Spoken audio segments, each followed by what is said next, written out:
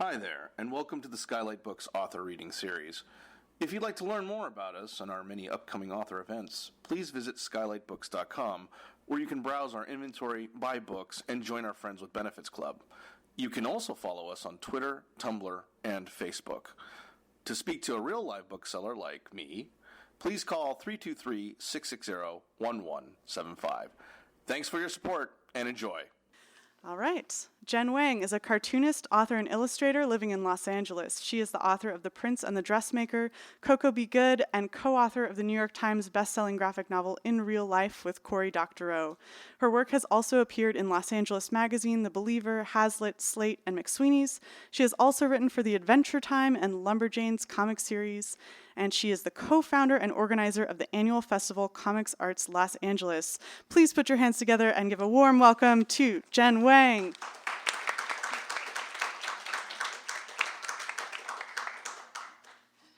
All right, thank you.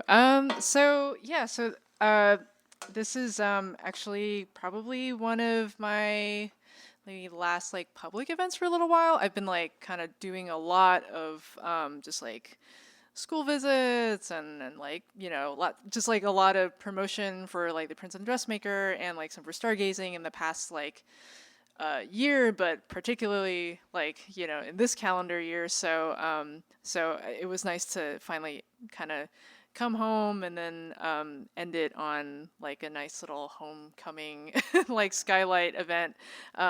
So this will be a little relaxed, a little chill, and I'm not going to be doing my grand presentation stuff that I've been doing all year. So hopefully it's not too disappointing, but I was mostly just going to talk a little bit about Stargazing, my new book, and then just do a quick little reading, and then mostly kind of open it up for Q&A. I'm sure a lot of people, have questions about how a graphic novel is made, or how, what my daily routine is like when I'm working on a comic. So those are all things that you can ask me after. So let's see. Yeah. Oh no. Okay. Yeah. I mean, if not, it's it's not super vital, so I can just kind of turn the screen around. Give me 1 second. I'm sorry, guys. Yeah, no worries. I'm also one of the organizers for a comic show, Comic Arts LA, that we do every December. And every year we, just try to have a nice little festival that's open to the public, that everyone can just come and enjoy lots of comics at. And that's something we do the first, I think it's going to be the first weekend of December this year, December 7th and 8th, or 8th or 9th. But in either case, I recommend anyone who is interested in graphic novels and comics to come. There's a lot of kind of established and up-and-coming artists who are there. That would be really cool for people who just kind of want to check out something new, support. A lot of them are independent artists, so they're not published. They just put out their own work, and that's something that we really want to encourage, because that's how all of us get started. That's how Raina Telgemeier got started. That's how I got started. So that's something we're just putting together now, but hopefully everyone can make it in December, and tell your friends. And it's open to everyone, all ages, and we have lots of nice little workshops and stuff too. So and kind of interactive events. So I think this year is going to be pretty good. So I encourage you to check it out at Comic Arts LA. You can do a search. Other things, I think, so Stargazing is a book that just came out. It's my first middle grade graphic novel. All my previous books were considered YA, and so that's something that I've been kind of excited to do, because I've never written for a specifically and intentionally for younger audience. All the other books I've done, I've just kind of sort of opened it as an all ages thing in my mind, which I mean, it's the case with Stargazing too, but with Stargazing I wanted it to reach younger readers, and initially I was very intimidating, but overall, it ended up being, I think, like a good challenge, because all it was I had to really think about, like, really honestly what it was like to be a kid. At first, I was thinking about, like, oh, what if there's not enough, like, fart jokes, or like, or like there's not enough, like, I don't know, like slime, or whatever, like like an 11-year-old supposed to be into. But I mean, ultimately, yeah, I was just thinking about the sort of like the things that you're going through when you're that age, and like how you really feel, because they're all the same feelings we have when we're adults, except we don't have the like tools yet, or the experience to like know how to like handle them. So you just have all these feelings and you don't really know where they're coming from. So that ended up being the sort of the nice thing about writing Stargazing, and it was really fun, because it was very different from my last book. I wanted it to be like just like a big departure from The Prince and the Dressmaker, because that's how it will be interesting to me to do. So, yeah. Bad news. Oh, okay. The cord that connects is like back behind. Oh, yay. Thanks for your patience, everyone. Sorry about that. Okay, so yeah, so Stargazing is a story I wanted to tell for a while, because I wanted to talk about my personal experiences growing up.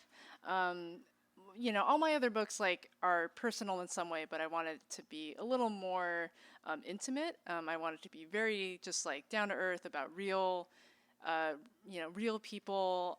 But I didn't want to write about myself. Like literally, I didn't want to write a story about, little me, Jen, growing up in the 80s and 90s. I just somehow felt that it wouldn't be as, interesting, because I would feel like I had to stick to kind of, like the reality of what was happening. But if I made it fictional, I could sort of like explore things, and I wouldn't have to feel afraid about like, sort of like breaking any rules, or kind of crossing, like truth barriers. Like I can just kind of like do things that would write things that would feel real, even if they didn't really happen, but that reflected like a real feeling or experience. And one of those is about growing up being Asian American. So I grew up in a community in the Bay Area that has a lot of other Asian Americans around. Lots of other Chinese, Taiwanese, Japanese, Korean, like you name it, Vietnamese. So there were a lot of Asian kids growing up when I was there. And the thing about, I think if you ask a lot of people who are sort of ethnic minorities in the United States, either they grew up in a place where there were a lot of people like them, or they were the only ones, right? And I was the former. Like I grew up with a lot of other kids who were like me. And the thing is, it's not, it's good in a lot of ways, but it's also very confusing, because instead of just comparing yourself to, the sort of broader kind of American society, and the way you might be growing up with like immigrant parents and stuff, you're also kind of comparing yourself to the other kids who are like you and in the same community, and that can be a little strange, because then you're not sure if you're doing things the right way, or if you have little differences, like what that means, right? So this story is about Moon and Christine. They are two 11-year-old Chinese American girls. They have very different kind of families and very different personalities. And the thing is, they become really good friends when they go to school together. They sort of like Moon moves into Christine's family's like kind of like other unit at their house, and they become good friends just like because they are around each other a lot, but then they also discover they have some things in common. Moon is really into K-pop, and she decides that they should do a K-pop dance routine for their school talent show. And so they sort of like start to hang out a lot and start to become like really good friends. But that becomes a little confusing, and there's a little bit of tension because there are those differences there in their personalities and in their sort of like motivations. And I wanted to tell like a very simple friendship story to go with this like context of like what it's like to just grow up kind of as an Asian American, but also just like what it's like to be a kid. Everybody has friend drama and school drama, and I thought it was like a nice way to like kind of tell a story that has been told, but just like in a different context. I also set it in in Los Angeles, in the San Gabriel Valley.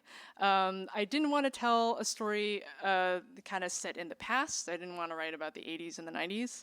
I thought it would be actually really interesting if I took sort of my experiences, but sort of set it in a more contemporary setting, and something that would be kind of recognizable to a lot of kids who would be reading this now. So these were just some images I grabbed from my my reference folder for San Gabriel Valley, and so the Shen Yun poster shows up a couple times because you see it in real life. You see it a lot, so I thought that would be kind of funny. But yeah, I thought it would be a really great setting because because like it is a story where a lot of the kids are Asian. I thought it would be cool to show you like a really super unique place. Like there's not a lot of places like San Gabriel Valley like in the U.S. It's like there's only one place like that, and like maybe there's like the South Bay up in the Bay Area, which is probably the closest thing that I sort of recognize as like just an Asian suburb. But I thought it was just like so unique because it's so American. It's not like, it doesn't at all feel like being in Asia, even though you have a lot of Asian immigrants there and like, you know, like really authentic restaurants. But I like that it was so American, and I thought that would be like kind of the perfect place to show where Moon and Christine would sort of have that sense of being around a lot of other people like them, but still feel a little bit like they're not quite where their parents are from, or where, you know, a lot of the older people are from. And also, I used a lot of just details from my personal life that are not necessarily related to, you know, to being an Asian American, but I had like, without going into spoilers for the book, I had like sort of a medical incident when I was a kid, when I was 6 years old, so younger than the kids are in the book. But it was kind of this like thing that happened when I was young enough that I didn't really process it as a negative thing. It just sort of like happened to me. And I think, you know, obviously everyone else in my life was very scared. But for me, it was actually a thing that felt really normal.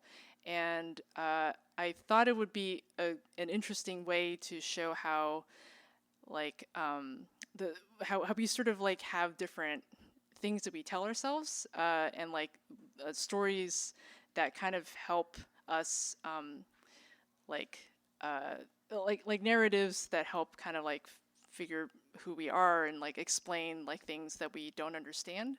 So so that's something that happens to Moon and Christine in the book, that you'll find out when you read it. And there wasn't any particular reason why I included this picture. I just thought it was like a funny, like really awkward picture of me as a teenager, about the age that like Moon and Christine would have been. So I just thought it'd be funny to slap that in there. But I'm gonna do a quick reading. And so this is a scene kind of early on in the book when they're first getting to know each other.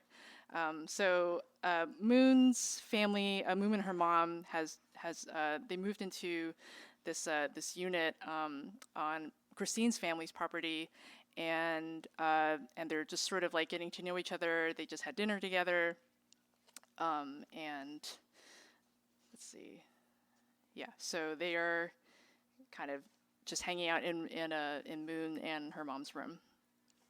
Okay, so they're listening to music. You like K-pop, Christine? Korean pop music? Oh, I don't know. I haven't listened to any. I mostly listen to American pop and stuff. Who's your fave? Oh, I like Hayden Mills. I like that she writes her own songs and she's so cool. I like Hayden. I thought she was a good judge on that America Sing show, too. Yeah, if I could be anyone, I would want to be like her. Talented, beautiful. This is Chara. She's my favorite. Chara is an awesome K-pop singer and a rapper and dancer, and she writes her own music too. I wish I could shave my head like that. She has this really awesome song that goes like this. I'm the queen bee, so you best bow down and respect me. You're pretty good. I love to dance. Do you? Oh, I don't know. You like performing music though. You play violin, right? I do. We just play stuff that we learn in class. My parents want me to sign up for the school talent show, but I don't want to. Another girl is probably going to sign up, and she's just better.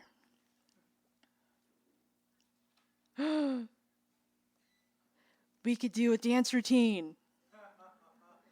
What? Like in a K-pop music video. I've always wanted to form a group and do a little routine. But I don't know any dances. I'll teach you. It's easy. Look.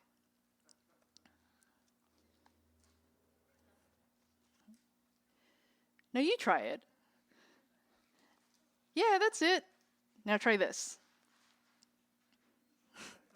Ooh. Okay, maybe not. How about try this one?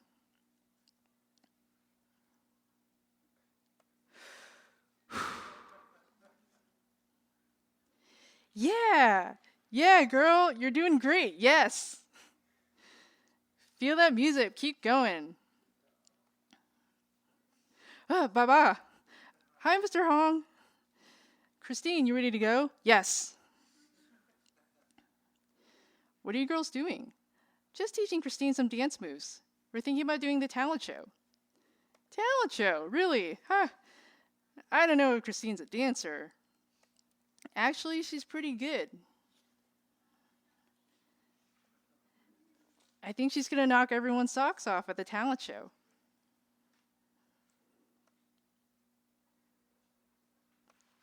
Okay, so they go back home. Hi, how was dinner? Really good. We had vegetarian dandanmian. Vegetarian? There wasn't any pork in it? Yeah, they're Buddhist. It says chicken nuggets.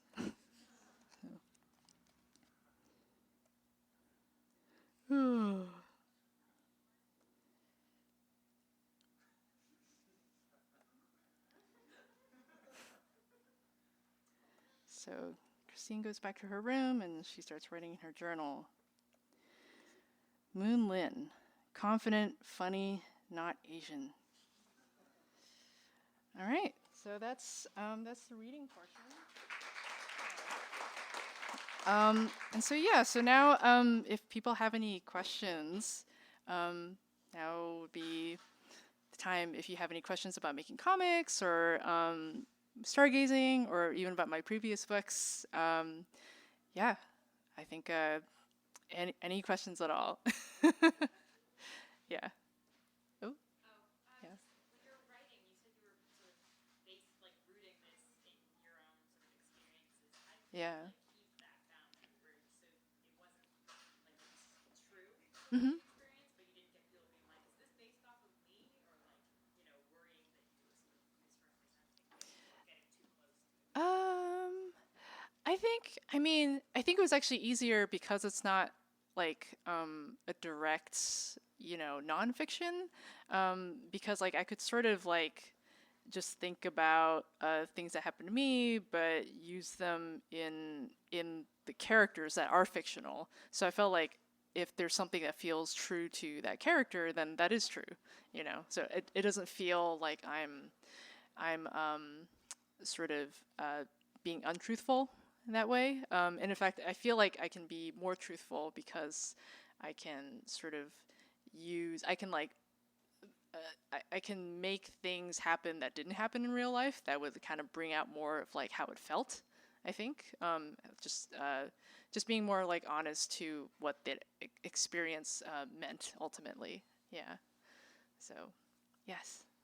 What kind of drawings are these? Oh, so okay, so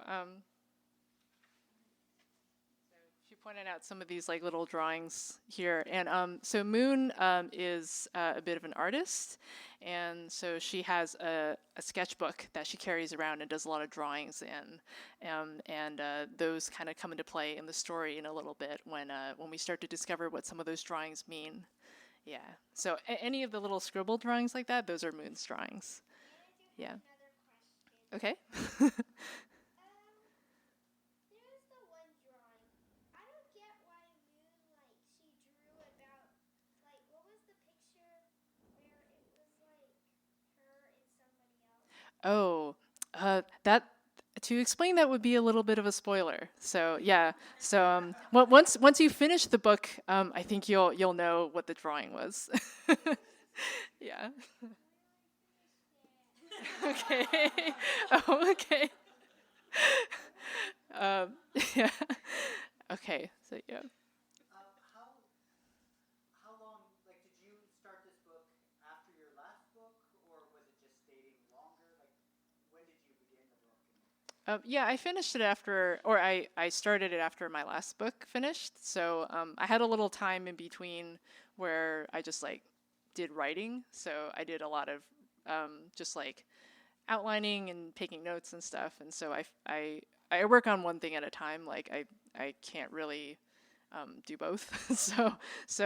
But I thought a lot about the book while I was finishing The Prince and the Dressmaker. Yeah, and so by the time, so when you're working on these books, because like toward the end, a lot of it's just production. There's a lot of time that you just want to be working on writing again. So there was a lot of like just like while I'm doing stuff like in Photoshop or stuff that feels really boring.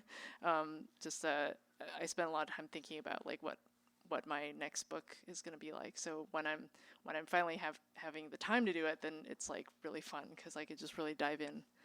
Yeah.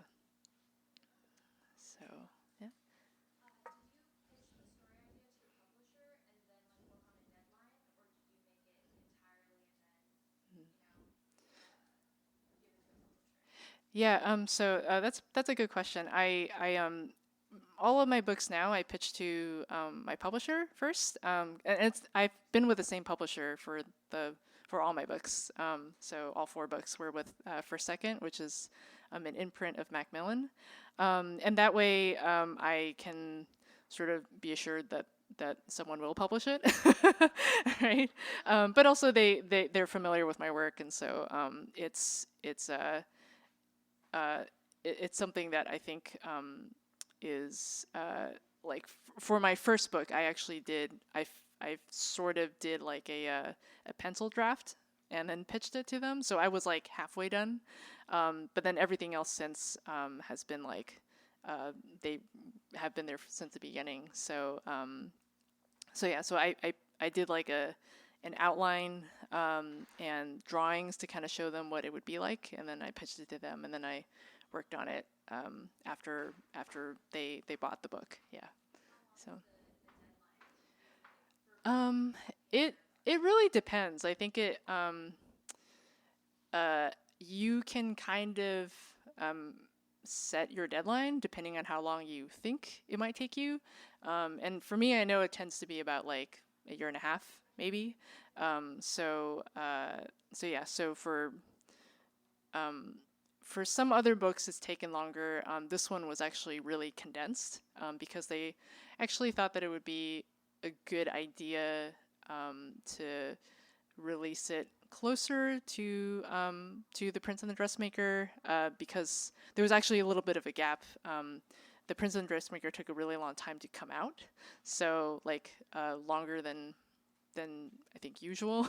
So I think they thought, well, I mean, you'll be working on this, and maybe it'd be good to have like this come out a little sooner. So, and I was game, so we did it in a shorter amount of time than it would normally take me. But by then, I felt like this book, it didn't have to look super, like indulgently beautiful the way that maybe The Prince and the Dressmaker like felt like it needed to be really beautiful. And then this book, I felt like it's more about just kind of getting the character expressions right, and you know, it doesn't need to look really grand. So in a way, I felt like I was allowed to draw faster and more casually. So yeah. So it was, and also I forgot to mention, but this is the first book that I didn't color myself. I've kind of wanted to work with the colors for a while, even though I actually really like coloring. I colored all my other books, but I thought that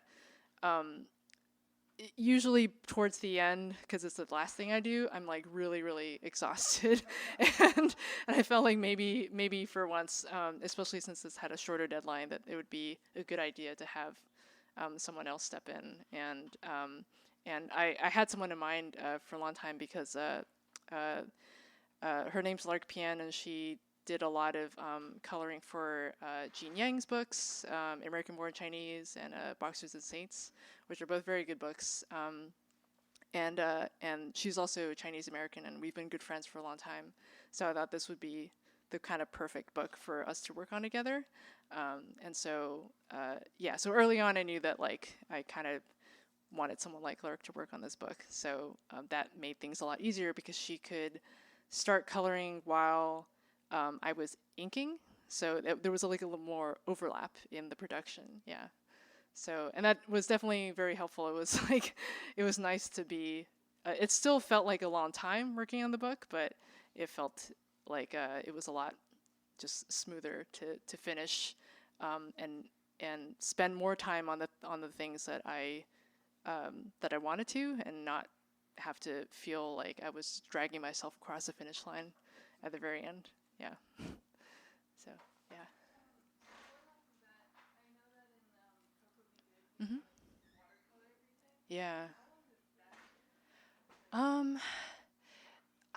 It was a long time ago, but I think Coco took maybe about like also a year and a half to 2 years.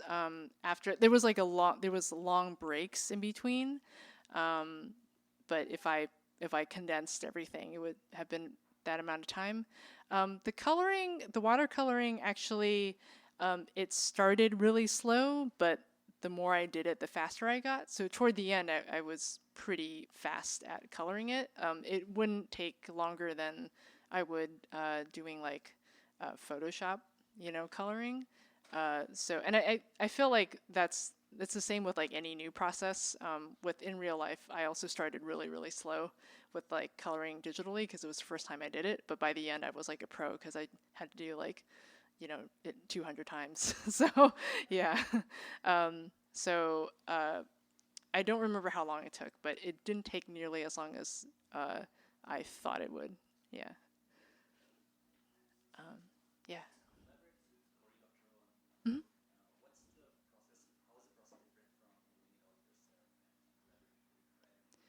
Yeah, what is it like collaborating with Corey? It was our collaboration is probably pretty different than a lot of other typical collaborations too, because he wrote the original short story, but then I sort of went and adapted it like with my own voice, because they wanted someone who could update the story because it was written in like 1999, but it was about video games, and it needed to like there was like big leaps in technology that happened since then, and they also wanted it to be expanded into like a fuller story than just like the short. So I think like we would sort of go back and forth between me writing a draft and then Corey reading it, and sort of making commentary and like making notes and making suggestions. So we went back and forth many times until we found a version that we were happy with. And so it was, I never really collaborated with someone before, so that was like just like a whole new experience for me.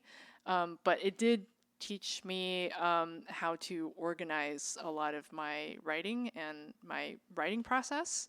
Because before that, when I was doing my first book, Coco, I would just sort of like write, I would like sort of scribble just sort of like, like notes basically in a notebook.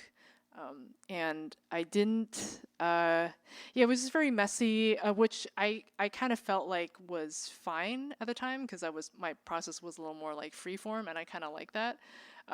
But because in real life everyone had to be on the same page, everyone had to actually be able to read what I was thinking, and like, and also so the editors know, I started being very structured about it, and I found that I actually really like that, because I like was able to go back and change a lot of things. And there were a lot of things in Coco that I felt like maybe if I'd written a draft earlier, then maybe I would go back and change some ideas or explore other ideas that I just never got to because I was kind of making it up as I went along. My big takeaway from doing in real life was that I had this new structured form of writing where I would write like a script or an outline first and then a script, and then everyone can read what I'm doing. So yeah, so that was a thing that I brought to all my books since. Yeah. So, yeah. Growing up and moving on, what comics did you read that inspired you to go on and make comics? And what would you recommend outside your own work anytime, if someone came up as a young, inspiring artist? What would you recommend? What did you, inspire you, I guess? You mean like what books would I recommend, or just yeah? Stuff like that. What made you want to become a comic book artist? Yeah. So in high school, I was really into reading manga, and I read a little bit through. I had so up in the Bay Area, they had like a Pacific East Mall, which had like Ranch 99 in it and stuff like that, and but they also had this bookstore where you could rent manga that was translated into Chinese for like 25 cents. So you could like have like a membership, and you could just like, I was just borrowing a lot of manga, and that was, I mean, now you have like libraries have all that stuff, like at the time that was like, it was like so like special that I had something like that, and so I just like read a lot, and I think it was just a thing that it was there, and there was like so many options to choose from, whereas like at the time there wasn't a lot in sort of American comics that was really aimed at like teenagers. Like they would be read by teenagers, but they were really aimed at like adult men, and so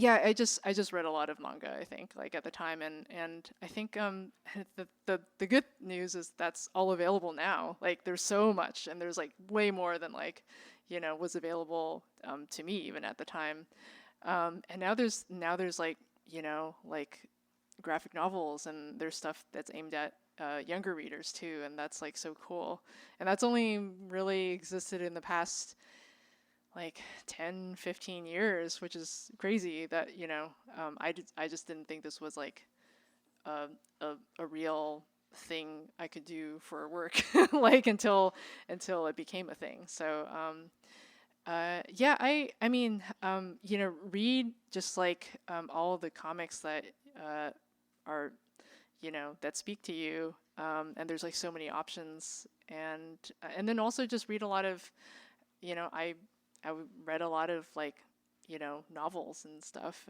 for kids and for adults too, and so I would just recommend reading a lot. So because you'll have like different you'll find your different like little niches, and there's so much more, I think, in children's literature than there was like when I was growing up. So I think there's actually more now that I'm kind of excited about. Yeah. So, yeah. Do I have any favorite kids novels? I mean, I've been thinking about like kind of books that I really liked when I was a kid, and I think I was really into books about like animals. I think when I was in middle grade, like that kind of reading age, I was really into. I just recently reread Where the Red Fern Grows, which is a kind of like a, I forgot.